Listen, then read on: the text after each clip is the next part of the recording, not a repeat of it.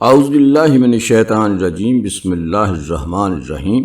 السلام علیکم، میں ہوں اظہر نیاز اور آج ہے 27 مئی۔ یا اللہ تیرا شکر کہ تو نے آج کا دن دکھایا۔ مولا کریم ہمارے آج کے دن کو گزشتہ کل سے اچھا کر دینا اور ہمارے آنے والے دنوں کو اپنی رحمتوں اور برکتوں سے بھر دینا۔ 27 مئی کی تاریخ ہمیں بہت کچھ بتاتی ہے، جس میں عالمی واقعات بھی ہیں اور مشہور شخصیات کی تفصیلات ہیں، لیکن آج کا دن جو ہے ہم نے ڈاکٹر انور سجاد کے نام کیا ہے، جن کی آج پیدائش کا دن ہے۔ اس کے علاوہ بہت ساری عمارتیں بنانے کا دن ہے، بہت سارے زلزلوں کا دن ہے، تہواروں کا دن ہے، لیکن تاریخ جو ہے وہ اس لیے لکھی جاتی ہے، بولی جاتی ہے، پڑھی جاتی ہے، بتائی جاتی ہے کہ ہم اس سے کوئی سبق حاصل کر سکیں۔ تو دیکھتے ہیں کہ آج کے پروگرام سے کیا سبق حاصل کرتے ہیں، کیونکہ اس میں جو حادثات اور قدرتی آفات ہیں ان کا ذکر بھی ہے۔ ڈاکٹر انور سجاد کے اردو ادب اور فنون لطیفہ کے لیے ان کی خدمات کا ذکر ہے اور کئی دوسرے واقعات کا ذکر ہے۔ تو سنتے ہیں آج تاریخ کے آئینے میں۔ کیلنڈر کا ایک عام سا دن نہ بظاہر صرف ایک ہنسا ہی ہوتا ہے، یعنی بس ڈائری کا ایک خالی صفحہ جس پر ابھی کچھ لکھا جانا باقی ہو۔ بالکل ایک روایتی سی تاریخ۔ ہاں، لیکن آج کے اس تفصیلی جائزے میں ہم کچھ ایسا کھوجنے والے ہیں جو تاریخوں کے حوالے سے ہمارے اس تاثر کو یکسر بدل دے گا۔ اچھا، تو آج کا موضوع کیا ہے؟ آج ہمارے سامنے 27 مئی اور اس دن پیدا ہونے والی ایک انتہائی کثیر الجہتی شخصیت ڈاکٹر انور سجاد کی زندگی سے متعلق ویکیپیڈیا کے کچھ تفصیلی مضامین اور حوالے موجود ہیں۔ یہ تو بہت دلچسپ ہے۔ جی، اور اس نشست کا مقصد حقائق کے سنبار سے یہ کھوج لگانا ہے کہ ایک ہی دن انسانی تاریخ میں تعمیر اور تباہی کے کتنے بڑے متضاد واقعات کا گواہ ہو سکتا ہے۔ اور ظاہری بات ہے کہ کیسے اسی دن پیدا ہونے والا ایک انسان سائنس اور آرٹ کو ملا کر معاشرے کی نبض شناس بن سکتا ہے۔ یہ واقعی ایک بہت گہرا زاویہ ہے نا؟ میں یہی سوچ رہی تھی کہ بظاہر کیلنڈر کا یہ ایک عام سا دن تاریخ کے کینوس پر کتنے گہرے نقوش چھوڑتا ہے۔ دیکھیں نا، ہم عموماً تاریخ کو بس واقعات کا ایک مجموعہ سمجھ لیتے ہیں کہ بس فلاں سال میں یہ ہوا اور فلاں میں وہ، لیکن تاریخ محض واقعات کی فہرست نہیں ہے۔ تو پھر کیا ہے؟ یہ انسانی ارتقاء، ہمارے عزائم اور ان کے نتیجے میں پیدا ہونے والے تضادات کی ایک جیتی جاگتی بلکہ ایک بہت ہی دلچسپ کہانی ہے۔ بالکل صحیح کہا آپ نے۔ تو چلیں 27 مئی کی تعمیراتی اور اختراعی جہد کی تہیں کھولتے ہیں۔ جی، شروع کرتے ہیں۔ ویکیپیڈیا کے حوالوں سے جو تفصیلات سامنے آتی ہیں وہ کسی عظیم ماہر تعمیرات کے بلو پرنٹ جیسی لگتی ہیں، یعنی ان عظیم انسانی کاوشوں کا دن جنہوں نے دنیا کا نقشہ ہی بدل دیا۔ واہ، کیا تشبیہ دی ہے۔ ہاں، جیسے 1703 میں زار پیٹر اعظم کا سینٹ پیٹرزبرگ شہر کی بنیاد رکھنا، اور پھر صدیوں بعد 1930 میں اس وقت کی دنیا کی سب سے اونچی عمارت کرائسلر بلڈنگ کا عوام کے لیے کھولا جانا۔ کرائسلر بلڈنگ جو ایک شاہکار تھی۔ بالکل، اور پھر 1937 میں گولڈن گیٹ برج کا پیدل چلنے والوں کے لیے کھلنا، یہاں تک کہ 1919 میں NC-4 طیارے کا بحر اوقیانوس کے پار پہلی پرواز مکمل کر کے لسبن پہنچنا۔ یہ سب ایک ہی تاریخ کو؟ جی ہاں، سب 27 مئی کو۔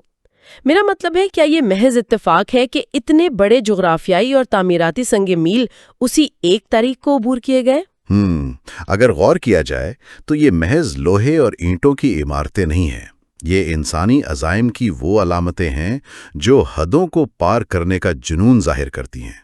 یعنی انسان نے فیصلہ کر لیا تھا کہ کچھ نیا بنانا ہے۔ بالکل، یہ واقعات بتاتے ہیں کہ انسان جب کچھ نیا تخلیق کرنے کی ٹھان لے تو وہ ناممکن کو بھی ممکن بنا دیتا ہے۔ اور اسی اختراع کے سفر میں ایک اور واقعہ بہت حیران کن ہے۔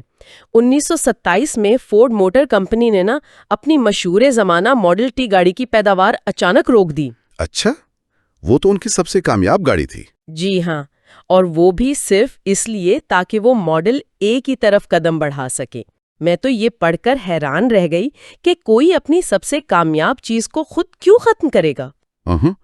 اس کی ایک خاص وجہ ہے، اسے معاشیات کی زبان میں کریٹیو ڈسٹرکشن یا تخلیقی تباہی کہتے ہیں۔ تخلیقی تباہی؟ یہ تو دو متضاد لفظ لگ رہے ہیں۔ ہاں، لیکن انسان کی یہ خاصیت ہے کہ وہ ارتقاء کے سفر میں اپنے ہی بنائے ہوئے شاہکاروں کو توڑ کر کچھ نیا اور پہلے سے بہتر بنانے کی صلاحیت رکھتا ہے۔ فورڈ نے یہ ثابت کیا کہ عروج پر پہنچ کر رکنا نہیں ہے، بلکہ اگلی کامیابی کی طرف جانا ہے۔ یہ تو انسانی عروج کی بہت روشن تصویر ہے، لیکن اب گفتگو کا رخ حیرت انگیز طور پر ایک مختلف طرف مڑتا ہے۔ تباہی کی طرف؟ ہاں، میں تو اسے تاریخ کے موڈ سوئنگز کہوں گی۔ ایک طرف تو یہ عظیم تعمیرات ہیں، لیکن دوسری طرف ہمارے حوالے بتاتے ہیں کہ 27 مئی کی تاریخ تباہی کاریوں کا دن بھی ہے۔ کیا شواہد ہیں ہمارے پاس؟ حقائق بہت خوفناک ہیں۔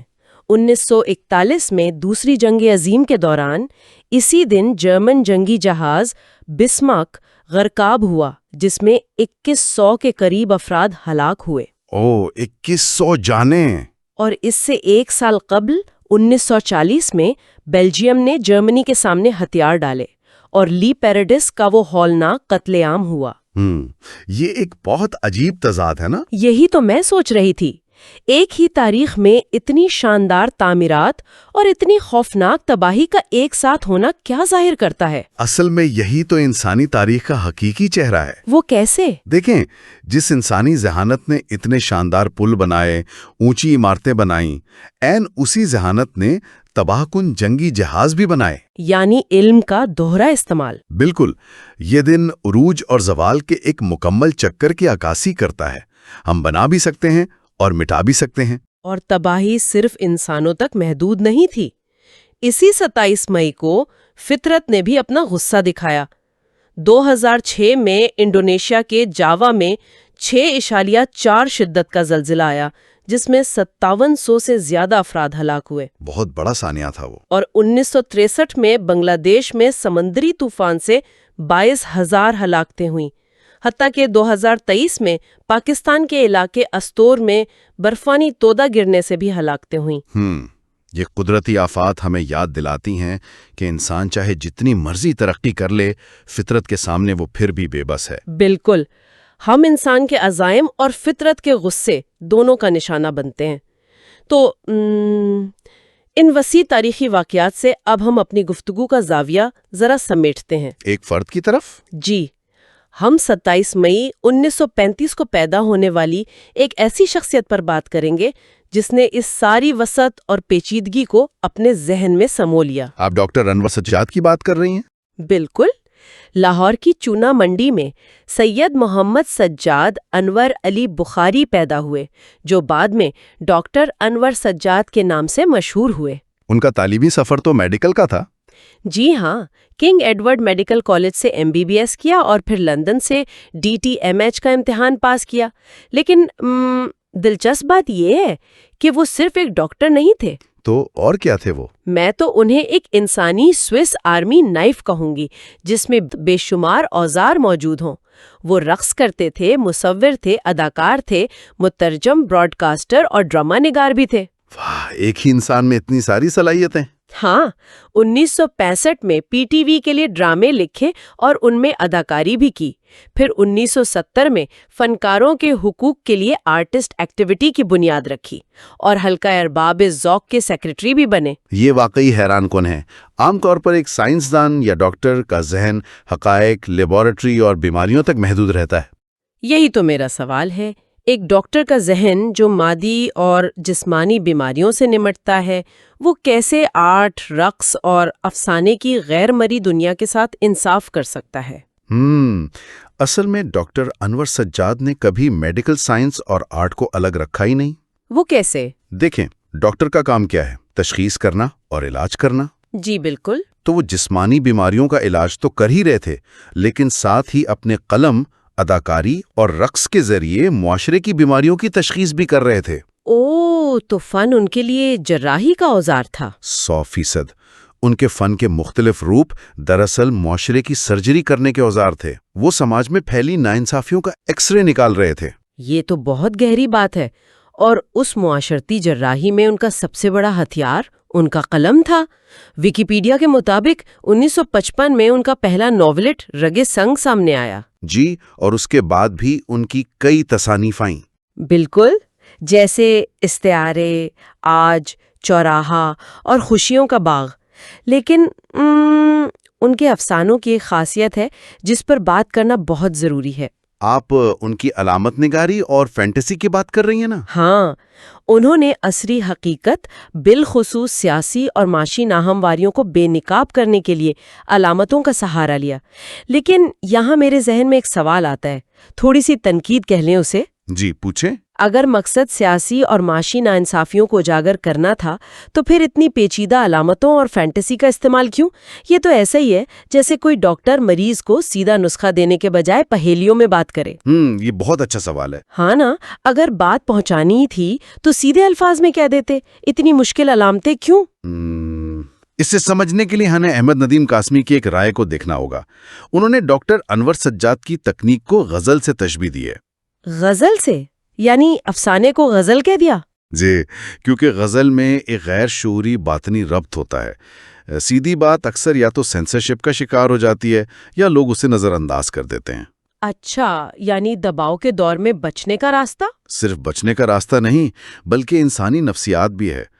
تلخ حقیقتوں کو سیدھے طریقے سے ماننا مشکل ہوتا ہے۔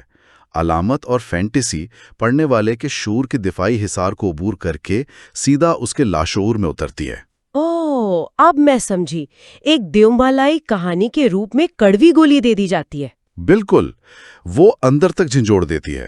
انہوں نے انسائیڈ آؤٹ کا سفر کیا، اور یہی وجہ ہے کہ شمس الرحمان فاروقی صاحب کا کہنا ہے کہ ان کے کردار دیومالائی فضا سے متعلق ہو کر علامات بن جاتے ہیں۔ ہاں، میں نے بھی پڑھا تھا کہ فاروقی صاحب نے ایک اور بات کہی تھی کہ ان کے افسانے خط مستقیم کے بجائے دائرے کا تاثر دیتے ہیں۔ اس کا کیا مطلب ہوا؟ اس کا مطلب یہ ہے کہ سیدھی لکیر کا ایک ختام ہوتا ہے، لیکن دائرہ گول گھومتا ہے۔ تاریخ اپنے آپ کو دہراتی ہے۔ معاشرے کے مسائل، جابر اور مظلوم، یہ کسی ایک دور تک محدود نہیں رہتے، یہ بار بار لوٹ کر آتے ہیں۔ یعنی وہ کردار آج کے دور پر بھی اتنے ہی لاگو ہوتے ہیں جتنے اس وقت تھے۔ بالکل، اور ان کی انہی خدمات پر 1999 میں حکومت پاکستان کی طرف سے انہیں تمغہ حسن کارکردگی بھی ملا۔ بہت خوب۔ ان سب باتوں کو سن کر مجھے لگتا ہے کہ یہ جاننا ہمارے لیے انتہائی ضروری ہے کہ تاریخ صرف گزرے ہوئے کل کا نام نہیں ہے۔ تو کیا ہے؟ یہ ایک ایسا آئینہ ہے جس میں ہمیں انسان کا عروج، اس کی لائی ہوئی تباہی اور پھر ڈاکٹر انور سجاد جیسے لوگوں کی صورت میں بے پناہ تخلیقی صلاحیتیں ایک ساتھ نظر آتی ہیں۔ بالکل صحیح نتیجہ نکالا ہے۔ ایک ہی دن کتنا کچھ سکھا جاتا ہے۔ اچھا، جاتے جاتے ایک آخری اور فکر انگیز خیال جس پر غور کرنا چاہیے۔ ہمارے حوالے بتاتے ہیں کہ 6 جون 2019 کو 84 سال کی عمر میں ایک طویل علالت کے بعد ڈاکٹر انور سجاد کا انتقال ہو گیا۔ انہیں سانس اور فالج کا عارضہ تھا۔ جی، اب ذرا سوچئے، ایک ایسا شخص جس نے عمر بھر اپنے الفاظ، اپنے آرٹ سے معاشرے کے سیاسی اور معاشی فالج کا علاج کرنے کی کوشش کی، آخرکار وہ خود فالج سے لڑتے ہوئے اس دنیا سے رخصت ہوا۔